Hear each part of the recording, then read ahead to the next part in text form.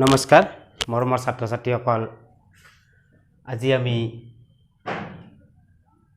নৱম শ্ৰেণীৰ সাধাৰণ গণিতৰ বহুপদ পাঠটিৰ আৰম্ভ কৰিবলৈ লৈছো। এই বহুপদ পাঠটিৰ অনুশীলনী 2.2 ৰ 4 নম্বৰ কোৱেশ্যনৰ দুটা প্ৰশ্ন আমি আলোচনা কৰিম। তে তোমালোকে ভিডিঅটো প্ৰথমৰ পৰা শেষলৈকে চাবা। ভিডিঅটো বলা আৰম্ভ কৰোঁ। সমাধান ইয়াতে আমাৰ প্ৰশ্ন 4 নম্বৰ কৈছে তলৰ প্ৰতিটো বহুপদৰ শূন্য নিৰ্ণয় কৰা। অৰ্থাৎ শূন্য উলিয়াব লাগে। শূন্য বুলি ক'লে আমি ইয়াকে বুজিম এই সাধাৰণতে আমি যে এই শূন্যটা বুজো এই শূন্যক বুজোৱা নাই। ইয়াতে শূন্য মানে এই বহুপদৰ এটা মূল উলিয়াব লাগে। অৰ্থাৎ বহুপদত যি সমীকৰণ যি ঘাতে নহওক কিয় ৰৈখিক বহুপদে হওক বা দ্বিঘাত বহুপদে হওক বা ত্ৰিঘাত বহুপদে হওক, যদি কয় ৰৈখিক এটা চলকযুক্ত মাত্ৰ তেতিয়া মনত ৰাখিবা তাৰ শূন্য বা মূল এটা। আৰু যদি কয় যে ই দুটা চলকযুক্ত ৰৈখিক বহুপদ তাৰ মূল অসংখ্য পাবা।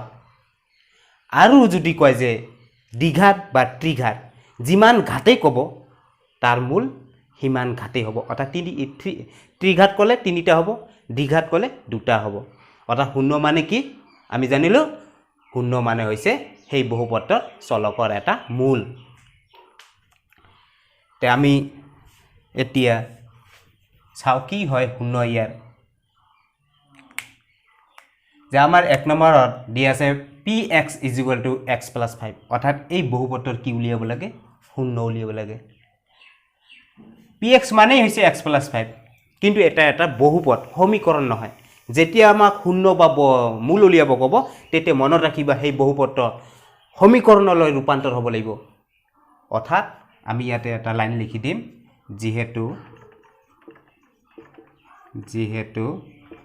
px ৰ শূন্য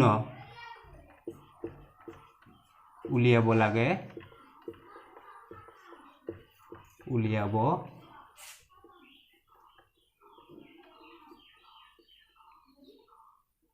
লাগে।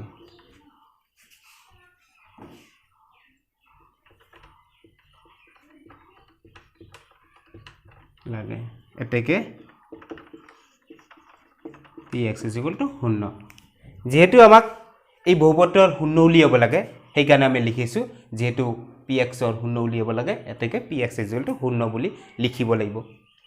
তাৰপিছত তোমালোকে px মানে হৈছে কি x + 5, এই px ৰ জাগাত x + 5 বহাই দিবা = 0।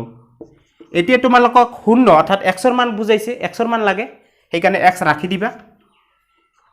+5 টো বাওঁফালৰ পৰা সোঁফালে লৈ গ'লে কি হ'ব -5।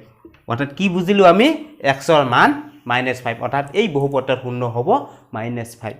এতেকে নিৰ্ণয় মান বা নিৰ্ণয় px ৰ শূন্য = -5 বা নিৰ্ণয় মান লিখিলেও হয়। নেক্সট আমি 2 নম্বৰ প্ৰশ্নলৈ গুচি যাওঁ। ইয়াতে তোমালোকে 1 নম্বৰ দিবা। এতিয়া আমি 2 নম্বৰ কোৱেশ্যনটো আলোচনা কৰিম। এই 2 নম্বৰ কোৱেশ্যনত দি আছে px = x - 5। সেম প্ৰশ্ন একেই ধৰণৰ একেই পেটাৰ্ণতে কৰিবা। সমাধান অৰ্থাৎ সলভ।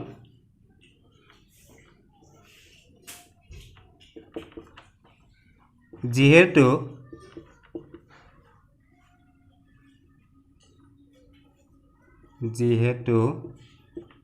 px ৰ শূন্য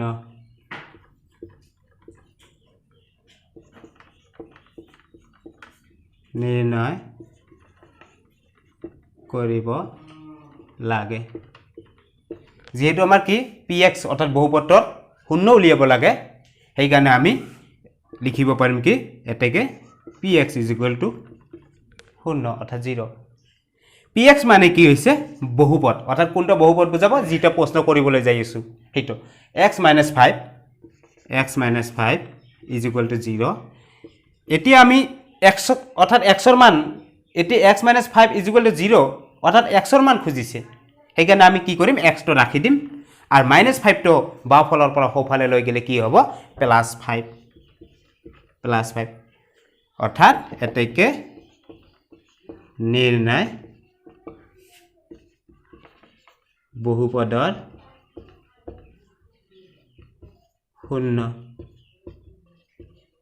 হল 5 তে ছাত্ৰ ছাত্ৰীসকল আমি আজি ইয়াতে সমাপ্ত কৰিম